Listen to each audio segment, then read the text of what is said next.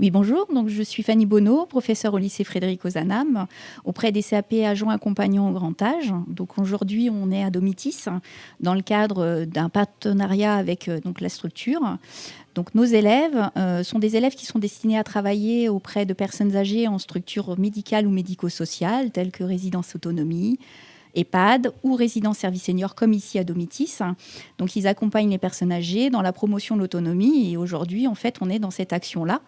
Donc, les élèves ont la chance de pouvoir porter une combinaison de simulation de vieillissement qui permet de se mettre dans la peau d'une personne âgée, donc avec des poids qui fait que les articulations sont plus raides, avec des lunettes qui permettent de flouter la vue, le casque anti-bruit qui permet aussi de personnes de surdité. Et donc les élèves sont confrontés en fait par des activités à différentes problématiques que le vieillissement peut procurer.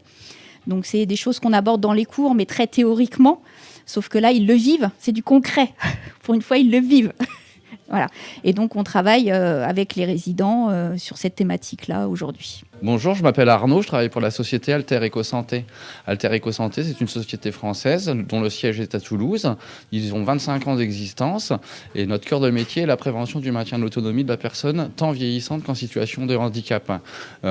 Aujourd'hui, les équipes de soins ont besoin d'avoir un accompagnement spécifique avec de la formation de qualité sur la mobilisation du bénéficiaire, du résident, du patient, ce afin de travailler sur la prévention du maintien de l'autonomie en première intention.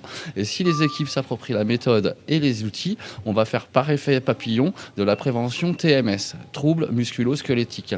Aujourd'hui, il y a trop de casse, trop de sinistralité chez les blouses blanches, de par une méconnaissance des outils et des méthodes de mobilisation du patient.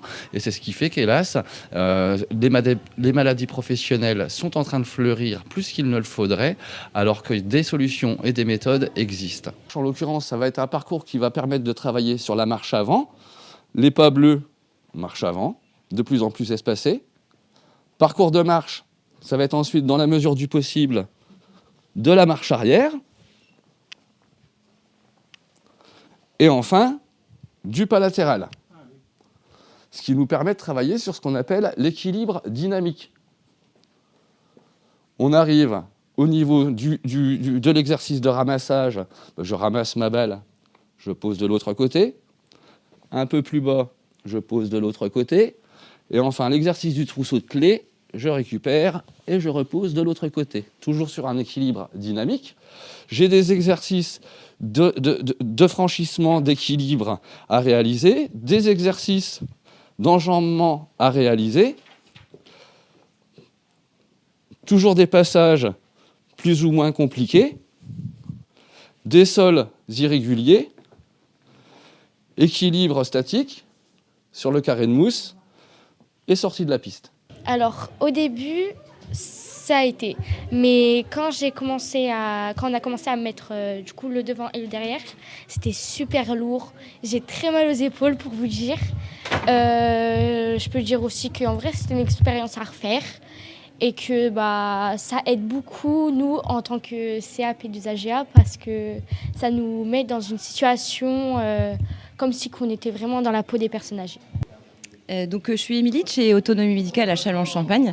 Et donc, on intervient aujourd'hui à la résidence Domitis pour tout ce qui est aide technique et maintien à domicile. Donc, on a fait une petite olympiade avec les résidents contre les élèves du lycée Ozanam et on rigole pas trop mal, c'est sympa. Et donc, voilà, on équipe les résidents d'aide technique afin qu'ils puissent gagner l'olympiade. Et on équipe, en alourdissant, je dirais, les lycéens de façon à ce qu'ils comprennent comment ça se passe quand on vieillit et quels sont les petits problèmes techniques de tous les jours. Tu sens quelque chose? Ah bah attends. Ok. Là c'est bon?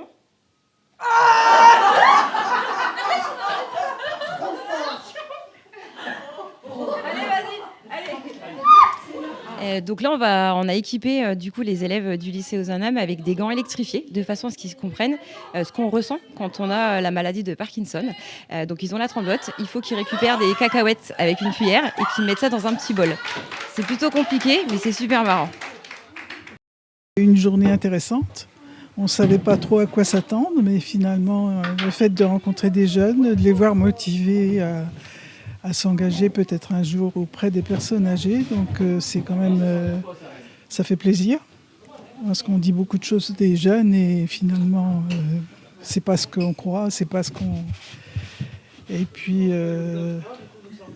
les voir prêts à imaginer ce qu'on peut vivre en vieillissant, ce qu'on peut éprouver et tout ça, je crois que c'est très positif pour l'avenir. Je suis Clément Gérardin, chargé de réseau pour la résidence Domitis à Châlons-en-Champagne. Donc, aujourd'hui, on a la chance d'accueillir des élèves du lycée Ozanam de Châlons-en-Champagne, accompagnés par Autonomie Médicale et Alter Eco Santé.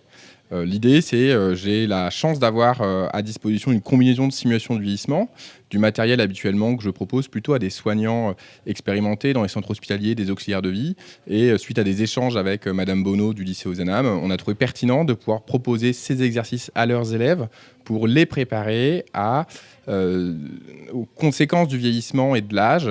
Et donc, à travers cet atelier qui a lieu ce matin et cet après-midi, on a 14 élèves du lycée qui ont pu se mettre dans la peau de nos résidents pour qu'eux-mêmes soient de meilleurs soignants demain. Domitis, on est des résidences services seniors, c'est-à-dire qu'au sein de nos résidences, on accueille des retraités de plus de 65 ans qui font soit le choix de vivre de manière pérenne au sein de notre établissement, ou alors qui vont passer chez nous des séjours temporaires, donc venir d'une nuit à 6 mois, soit pour se reposer, pour récupérer après une hospitalisation, ou simplement pour découvrir.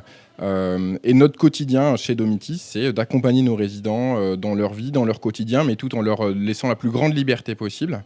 Ils choisissent leur vie et nous, on les accompagne pour continuer à vivre au maximum. Donc on a un restaurant sur la résidence où les élèves, ce midi, ont eu la chance, avec leurs accompagnants, de déjeuner. Puisqu'on a un restaurant, on a une résidence où on a la chance d'avoir un chef cuisinier sur place, avec une équipe, une brigade en cuisine, qui prépare chaque jour les repas de nos résidents. Et donc là, ce sont des élèves qui sont venus, mais demain, ça pourrait être vous, puisqu'il faut savoir que notre restaurant est ouvert aux extérieurs. Il suffit de réserver 24 heures à l'avance.